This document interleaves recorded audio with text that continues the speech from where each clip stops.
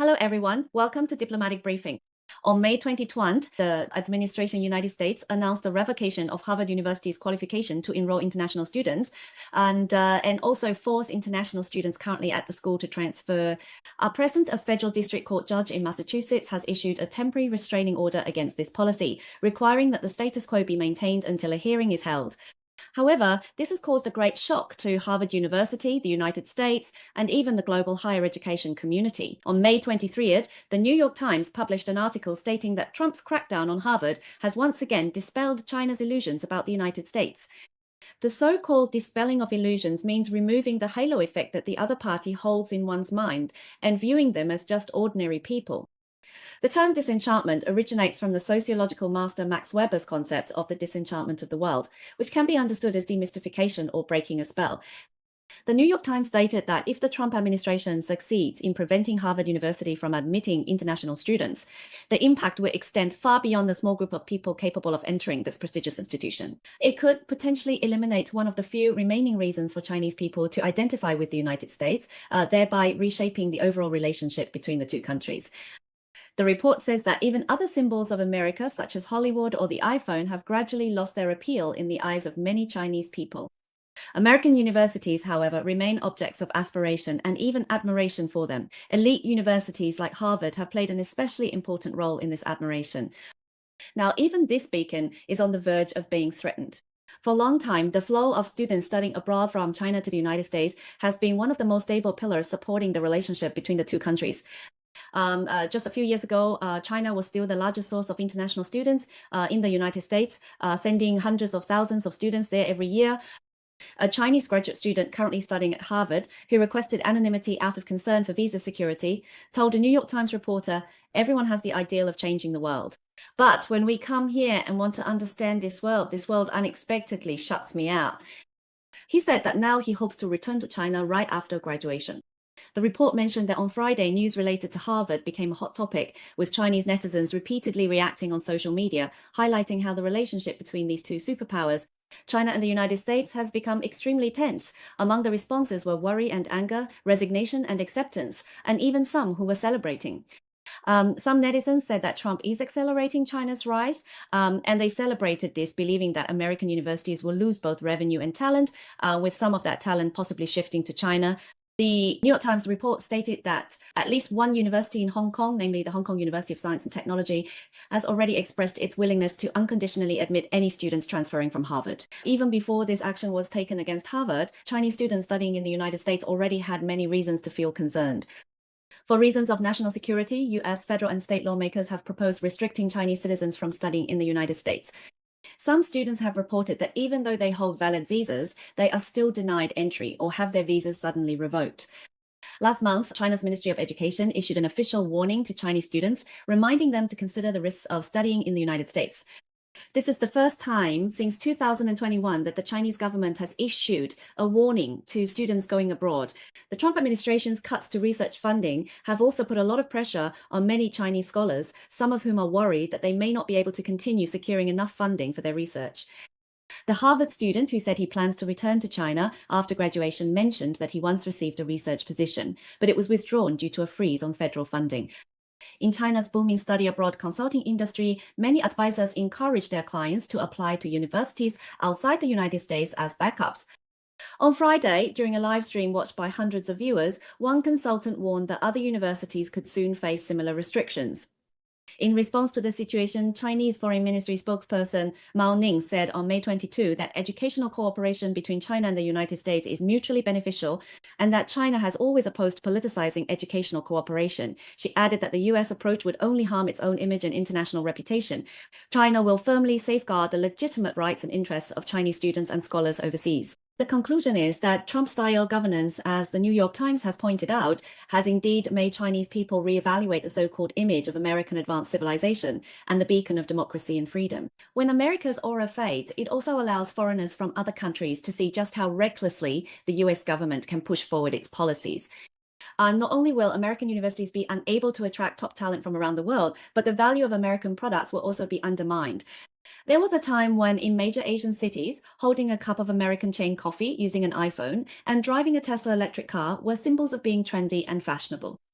Although the policies promoted by Trump might possibly make America great again, his methods have undoubtedly caused the halo effect attached to American products to lose much of its value, making it difficult for the US to continue representing the world's cutting-edge standards. From the outcome of the latest round of China-US rivalry, particularly the temporary halt in the tariff war, Western analysts also believe that it was Trump who first backed down. Afterwards, Trump imposed new restrictions on Chinese high-tech products, especially in the semiconductor sector. After Jensen Huang, the CEO of NVIDIA, the chip industry giant that has been deeply affected, publicly stated that the US restrictions on chips to China have failed, more American media outlets have cited analysts who agree with Huang's view. US consumer news. And business channel CNBC published an article on May 22 stating that just like NVIDIA CEO Jensen Huang, many analysts and industry insiders also say that the US chip restrictions aimed at curbing China's development in artificial intelligence have actually done more harm than good, causing greater damage to American companies and, on the contrary, accelerating the development of competitors like China. This has narrowed the gap in artificial intelligence capabilities between China and the United States. The article states that although replacing NVIDIA is by no means an easy task, and Chinese competitors are still several years behind in cutting-edge technology, many analysts and industry insiders warn that, spurred by US export restrictions, Chinese companies are quickly catching up.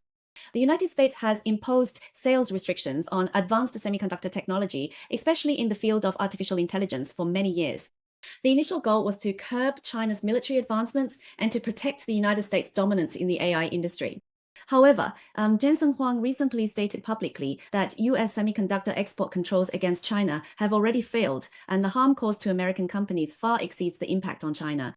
In an interview on the 19th, he described the US government's chip restrictions on China as extremely costly, saying they have already caused his company to lose $15 billion in sales.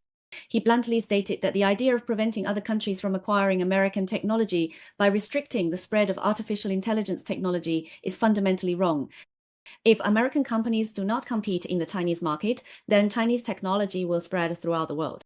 Ray Wen, an independent analyst who has long focused on US-China tech competition, said that although on the surface, restricting the Chinese military's access to advanced technology and maintaining US leadership in AI have achieved some results, policy loopholes and China's existing semiconductor stockpiles have made it much harder to achieve these goals.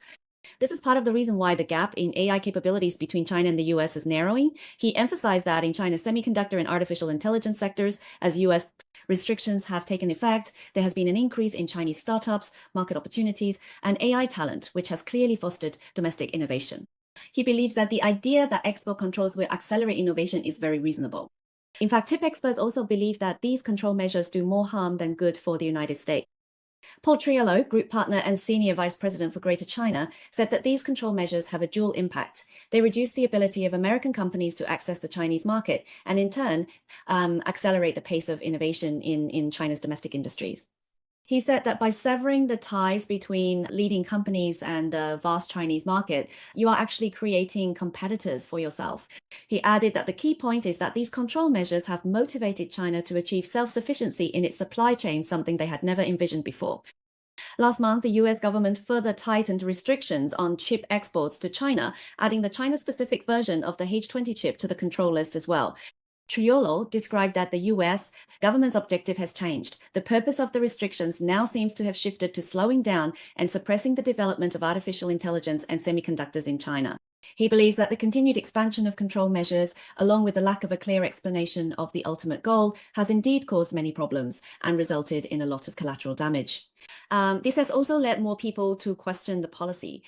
Earlier this month, the Information Technology and Innovation Foundation, a US think tank funded by several tech companies, stated in a declaration that the Biden administration's export control policy on AI chips was fundamentally flawed from the very beginning.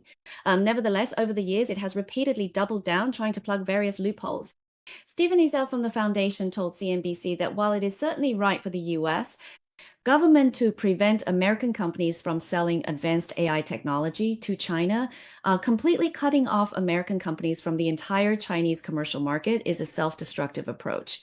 He believes that export controls have already caused NVIDIA to lose at least $15 billion in sales, which is exactly the kind of funding companies need to invest in the next generation of innovation.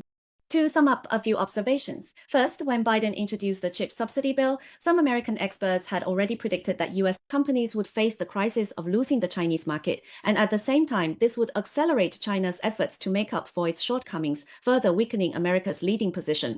A few years later, this prediction has indeed come true. Second, by using subsidies instead of fair competition, the U.S. will cause its companies to lose the motivation to improve. This prediction has also come true.